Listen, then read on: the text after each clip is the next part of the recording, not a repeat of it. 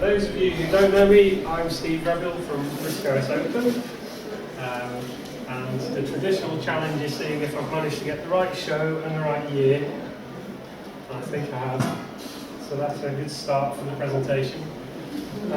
Today I'm going to be talking about, firstly, a quick update on what's happening with the bounties. And then I'll talk a little bit about, well, quite a bit about what's happening in the new version of RISC that's just around the corner. So first of all, a recap of what's happening in the bounties. We have 6 open bounties that have people developing the work. So what we do is we collect from the community into a pot for a given cause, and when the pot reaches a certain level, then someone will volunteer to get involved and help do the work that was identified. So we do have a number of different things going on to do with the network stack, the USB stack, all sorts of other bits. But the good thing is quite a lot of these are yielding useful benefits, like the paint application is gaining new features, and quite a lot of this stuff is starting to feed into new versions of RISC. We also have 5 bounties that are still open and collecting money, and you can see here we've identified roughly, based on our estimate of how hard the work is for a given bounty, we've estimated how much money it would cost to pay someone to do that work at McDonald's rates. And that's really what we identify as the target, so we say that's kind of the minimum viable amount of money to collect. And again, all of this is members of the community putting money into this in the hope that these things will be picked up by a developer and turned into something that's underway. And one of them I know has exceeded our target, so we're hoping that someone somewhere is going to see that there's £4,000 there to be claimed and help out and do some work on land manifest. All of the others are sitting somewhere below where we think they need to be in order for someone to pick them up and work on them. But the other thing to observe is because we've got 6 in progress, that's actually 6 lots of people around the community who are involved in actively doing development work. So there's not that many of us around, so that's another reason why some of these could be sat there, is they're waiting for one of these to finish to move on to the next thing. But this scheme, we've been running the bounty scheme for well over a decade now, and it is definitely something that's helped spur on bits of development that otherwise may never have happened, which is great. And it's good to see that I feel it's more popular than ever. We've got 6 running in parallel now, which is probably more than we've ever had in the past. And some of the people who donate into them donate significant, 4-figure amounts of money, which is extremely kind. We're very grateful. Some of the tasks that we have in the backlog that we don't do as bounties at the moment are just too big to be a bounty. So some of them, if you look at how much work they are, it's a year of someone's time or 2 years of their time, and you think you can't really afford to do it in this way. So we're always on the lookout as well for a different way of funding pieces of work, the big pieces of work that we see on the horizon for RISC. And in fact, we're in conversation with one person who will remain anonymous, who's willing to donate a 5-figure sum to support some work, and we're just talking to them about which pieces of work they're interested in. And what we'd like to do differently in this is have the work done at not McDonald's rates, at normal commercial rates. So what we'd like to do is find a piece of work that is important to RISC and commit a developer to working on that and pay them a decent amount of money for it, but do it with a proper contract in place, so that we're just outsourcing a piece of work to them. So it's going to be a lot more formal. It's going to be a lot more rewarding for the person who claims the piece of work, but we're going to try and pick a piece of work that's fundamental and important, but otherwise wouldn't have been able to be achieved through this scheme. So that's one of the things that we keep an eye on at the moment. and we're always on the lookout for more like that. One big piece of news for anyone who uses software called SparkFS, which is written by David Pilling. He is looking to, well, he is handing over the reins to SparkFS. He is open sourcing it. This isn't the read-only version, this is the full version. And we've been working with him in recent months to help him open source. And it is now hosted on the RISC Open website. It is in our GitLab source repository alongside all of the other RISC sources.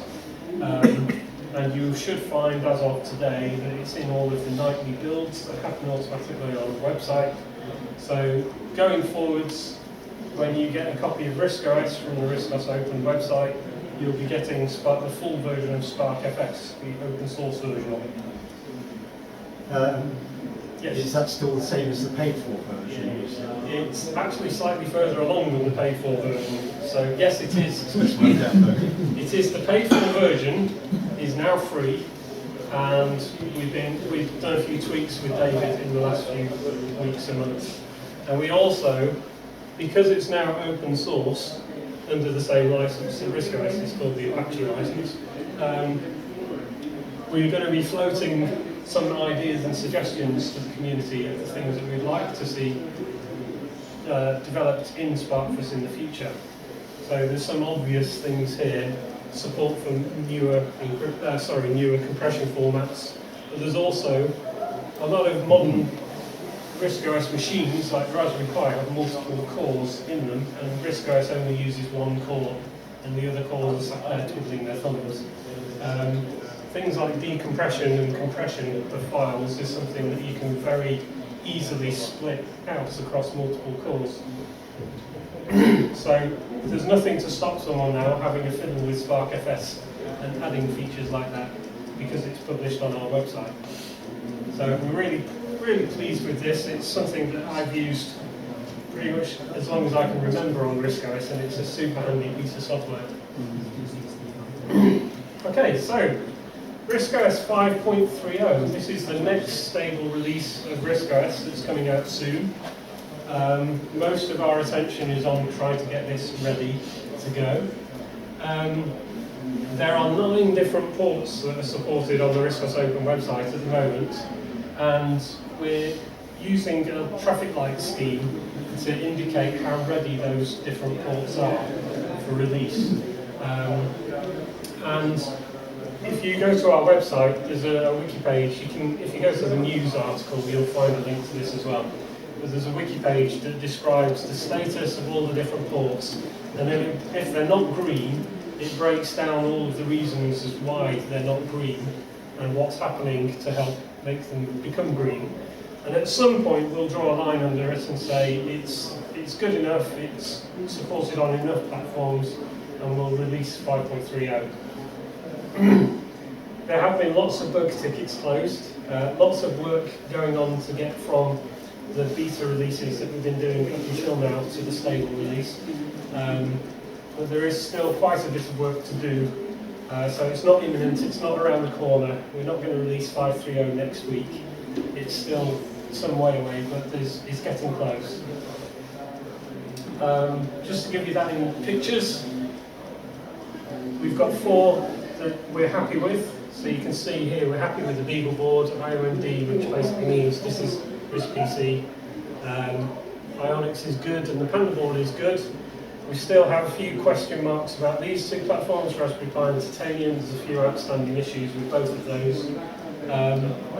This one I think just has a video driver issue that needs resolving, and there's a few open outstanding issues on the Ionix 6 as well. And again, it's all detailed in a lot more information than you probably really care about on the website. But the important thing is we've got a way of tracking how near or far we are from this release, and it is getting closer. Now, I'm not going to read all of this, and I'm not going to talk through every single thing because I've got quite a few slides to talk about, but if you want a summary of some of the things you'll see in the next version of RISC-OS, I'll talk you through them. There's quite a lot of enhancements in Draw. And you can see here, some of it is just legacy stuff has been removed that we don't care about because no one uses it anymore. And there's a bug fix, and you can edit in place the text. Paint has been an open bounty for a while. It's been developing and developing, and new features have been added. Some of the really good, important stuff is to do with transparency and alpha channels. And I'll show you some of that in a second. And something I'm very sad about is we fixed the bug where it would crash and data abort when you tried to use a sprite as a brush. And that's been in there as long as we've had paint. So I'm slightly sad to see that one go. But I was overruled and we were told we had to fix it. So yeah, I was going to say legacy mode. Yes, please. I want a 1 in 3 chance of this crashing when I select a brush tool. So yes, that's really. It's very good to see that one. And ping export from change FSI has been added. I'm going to show you a quick. Hopefully, I'll show you a quick video. This is. Paint, and you can see you've got alpha masks, or you can have alpha channels, just technical ways of doing transparency. We'll do an example of using a sprite as a brush, and hopefully in this video it won't crash. You want it to crash? Come on, crash. No. So you can choose any sprite to use as a brush from any sprites that are loaded into Paint at that moment. So if you've opened the sprite file somewhere, you can just type its name and find it. And when we draw it, we can say, I want it very opaque, a little bit opaque, and you can see every time we up the opacity, it's drawing it a bit more solid.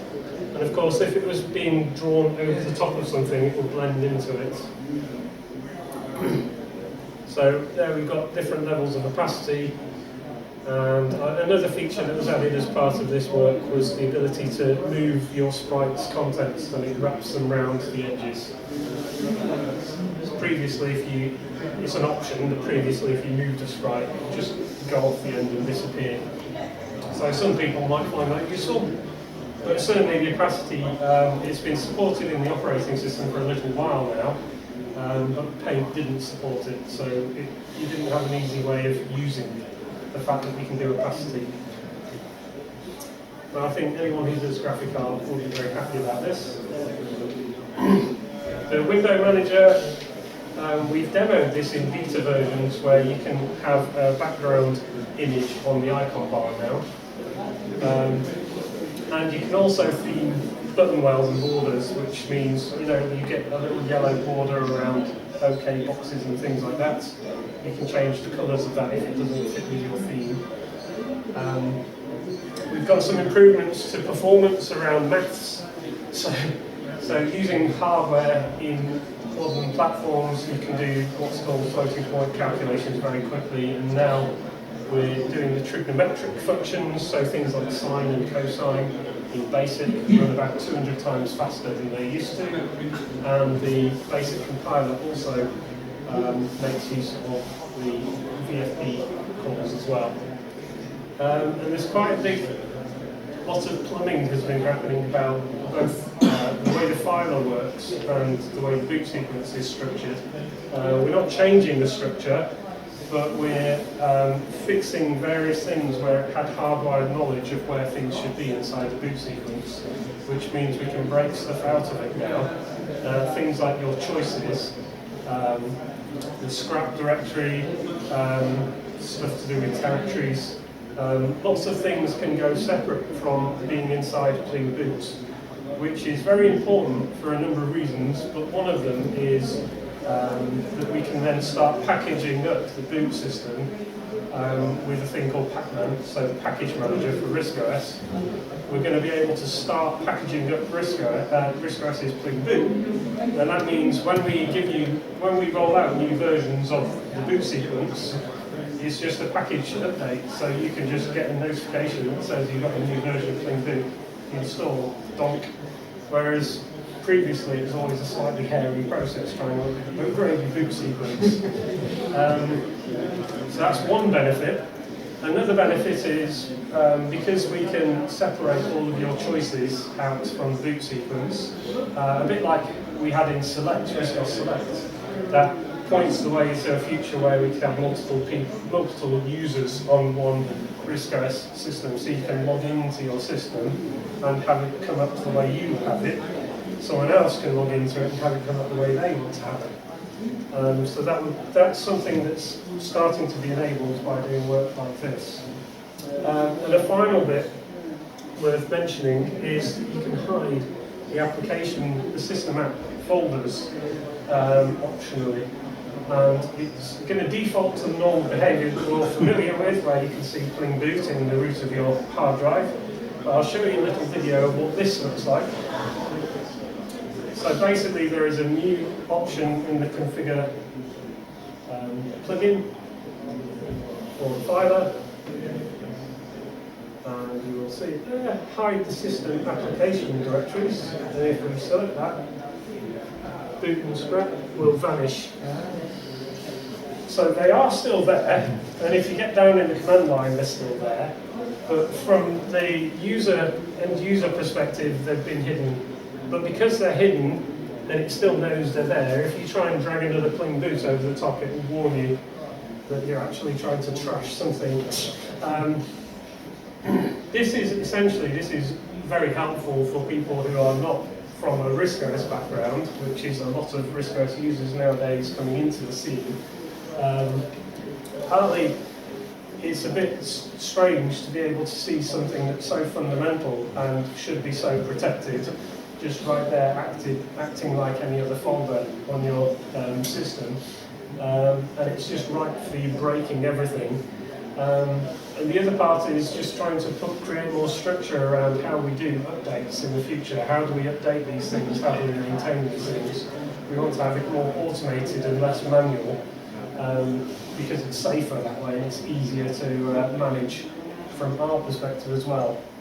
And it just does, it neatens things out as well. So it's an option, you don't have to switch it on, but some people will prefer it this way.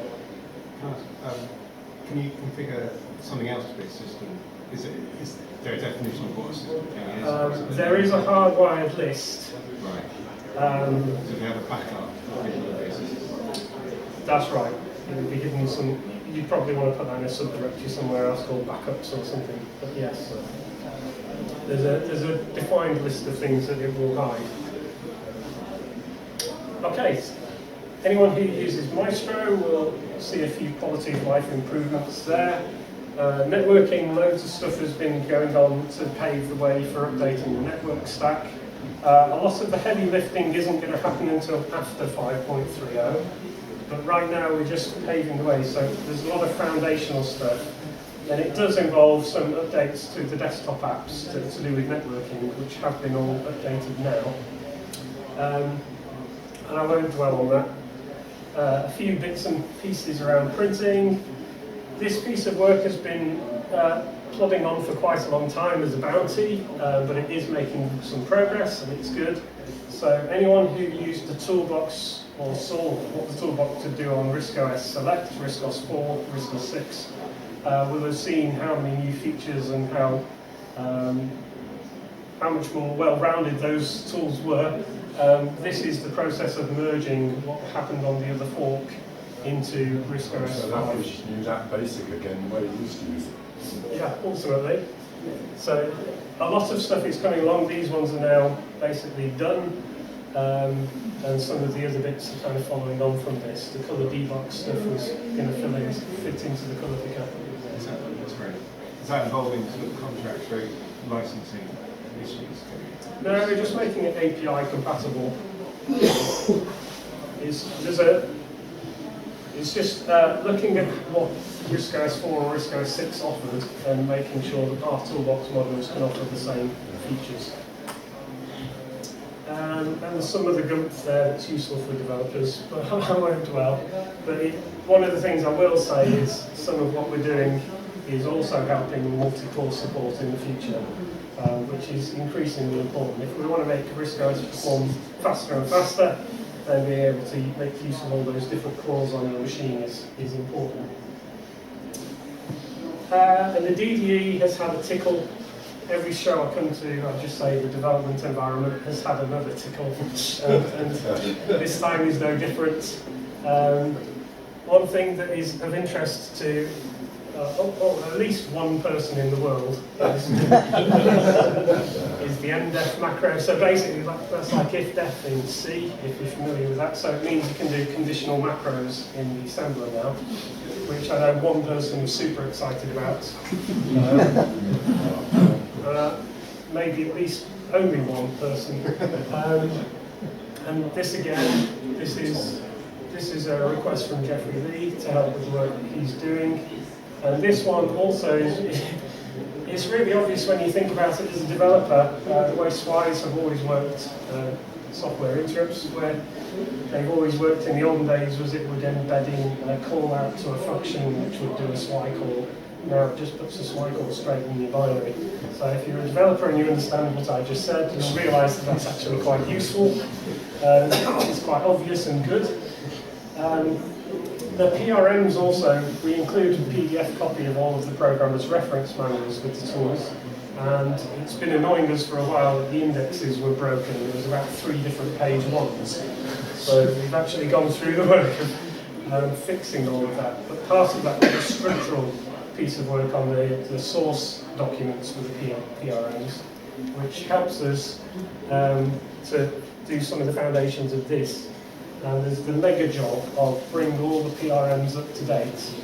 And there is actually someone up in Scotland who has volunteered to help with this, and we've been talking to them about it for some time. And we're making a bit of progress there, so that's great. Because we've been wanting to do this for years and years, but it just felt like too big a task to ever start. So having someone interested in helping out and doing it is great. Not in Gaelic. There is, yeah, I don't think they're translating to Gaelic. I'll ask. There is one thing I wanted to touch on, because I did an interview with an IT website called Register. And one of the comments was talking about the fact that these tools still cost 50 quid is a barrier to, it's a barrier to development. And I just wanted to challenge that slightly, just by making sure that people are aware that if you want to claim a bounty, if you want to contribute to RISC, you don't necessarily have to go and buy the development tools. There are free versions of the tools. There's one thing, like there's a Pi specific version that's free, and there's a basic specific version that's free. But also, if you're claiming a bounty, come and speak to us. We'll probably just give you a copy of the tools if that's what it takes to help you get involved. We've run schemes where we've offered free copies to students. So we're not averse to just helping people get involved by giving them the tools for free if that's what it requires to get them involved. So I understand it's still something that's not free in an operating system of free, and it would be great for us to just say, yeah, we're going to start releasing the desktop development environment for free now. But it is one of the main things that makes RISC open any money that helps pay the bills. So It does make some money with it, same. it does, yeah. So it's one of the main things at a show that will come back from a show and it says it was selling the DDE or updates to the DDE that paid the cost of coming to the show. Whoa. So otherwise we would be making a loss coming to shows. So it's hard to say we're going to open source or free release the DDE at this moment. But it's always something we've got an eye on, because we do recognise that having the development suite costing £50 in a world where everything is free for the rest of the RISC OS, it's a bit of a blocker potentially. Are there no legal problems with that? Because I thought there is an issue that we think technically it's quite hard for us to make. We can't open source it, but we're not sure we can even give it away for free as in a general case. We can kind of take the hit ourselves on giving a copy to someone. But yeah, that's another problem we've got, is the paperwork, the historic paperwork, archaeology of license rights and who's allowed to do what. In order to change that, we'd have to be talking to people who now no longer know anything about it. Just getting out of that quagmire of the agreements that are in place is quite difficult. Because in many cases, companies have been taken over several times and people have retired. Oh, okay, now we're speaking to a legal department that's both not interested and knows nothing about what we're talking about. Never heard of Christmas. So it is tricky. So I don't think the £50 is the problem. It's the fact we'd like to try something for a bit to see if I'm really going to get into this, and therefore I'll buy it. That's the normal way I approach stuff. Yeah. Try the free version and then buy it if it's good. What do you think of something like that? It's nice. So we're going to try quite hard to be more visible about the fact that you can get free versions of it, like the Raspberry Pi only version, and that does give people the ability to have a play with it, albeit that the thing that they've built will only run on a Raspberry Pi That's at fine. the end of it. That's good. But it moves it forwards a little bit. So that's it for me. Hopefully I wasn't too boring, but most of the focus is RISC 530 and bounties. Thank you. Any questions? Can I just ask, there seems to be an increasing number of platforms, which Yes. does obviously make it more complicated. And like Linux, for example, recently dropped one of the more obscure Intel platforms. So do you, going forward, plan to support all of those platforms, or do you think there'll be a point at which we just say, we're going to deprecate this because it's not realistic to do that? Some of the platforms, if we can't find someone to maintain it, then we're naturally going to have to make a call on whether it gets called or not. While there's people that are still actively maintaining or developing the platform, then we're happy to include it in our list. But yeah, there's going to be a point where you just say, well, there's no one around that's going to fix this anyway, so why are we supporting it? But I think there's no fear of that happening for Ionix and IOND in the near future. So even that's clearly the oldest is over there, and that's going to be supported for some time yet. So it's up to us, basically. If we want to. Yeah, it is, in a way. Determination. Well, IOMD is very important to us because of our PCMU. Is one reason why it's really important, because so many people use RISC-OS on our PCMU, and if you didn't support that, you wouldn't have a version of RISC-OS for it. But it is still important as a hardware platform as well, because there are still a lot of RISC-PC users out there, and we still want to support those as long as we can. Any other questions? Well, thank you very much, everyone.